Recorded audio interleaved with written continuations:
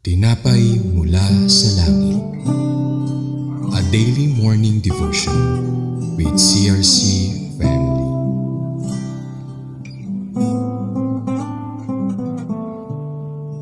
Ang tawag ko rito, sa letter C na po tayo, ang John 3:16 passage is the heart of the Bible, the center of God's love story for the whole world. And so ang tawag ko doon, John 3:16 is the center of God's love story for the whole world. Sinong gustong makarinig ng love story? Kayong gusto nyo mga Korean telenovela eh. Walang masamang umanga. Pero ito ang problema. Nalimutan mo na yung devotion mo, nalimutan mo yung midweek service, may meron tayong prayer intercession kasi nakatutok ka doon sa telenovela ng mga Koreano. Yun ang masama. Huwag tayo ganun. Pag pinapalit mo ang Panginoon sa mga Koreano, bahala ka. Bandang huli, luluhod ka rin sa Panginoon. Yan, we don't need idols in our hearts. Huwag nating idol sila. Yun ang tuturuan natin, wala silang ibang kikilalanin, i-idolin, lalo na sa Pasko, kundi ang Panginoong Hesukristo lamang ang nangingibabaw sa buhay nila. Sa pa po ito, huwag nating sanayin ang mga yan, sininong mo. Hindi, itulong mo sa iyong anak na huwag didepende sa ninong. Huwag mong turuan ang mga batang kumapit sa mga ninong nila. Amen! Buti walang batang nakikinig dito.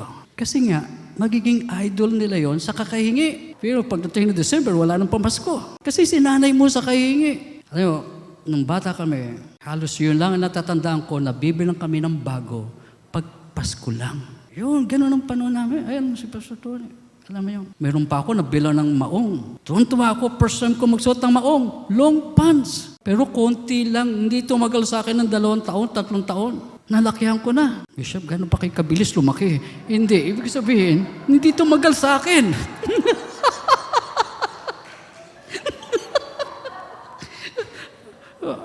Hindi tumagal, hindi ko napakinabangan ng matagal, ibig sabihin.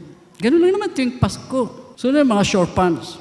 At grade 5 na lang ako nung nagkaroon uli ako ng long pants. Nanay ni Brother Danny, para yan yung mag-asawa, kaya kilala ko dahil naging member natin yung pamilyang yon.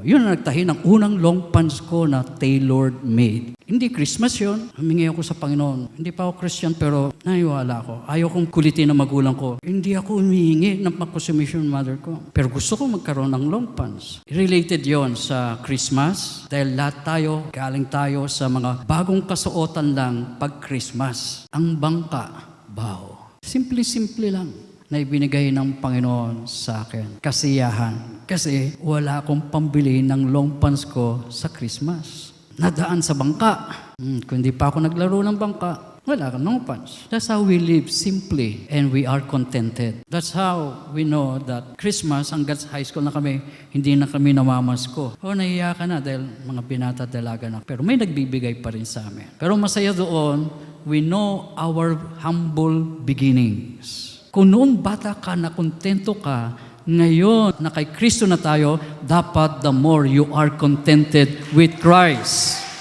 Hallelujah! The more you are contented with Christ. And then you will have peace. Peace of mind. And you will hope na balang araw, titira ka rin sa magandang lugar at hindi sa dikit-dikit na bahay. Amen. Hindi ka na sa sabsaban titira. Doon ka na sa palasyo na tirahan. Hindi ko sinasabing palasyo, lilipatan mo. Maluwag na lugar na. Kasi Jesus is the hope of glory. Jesus is the hope of glory.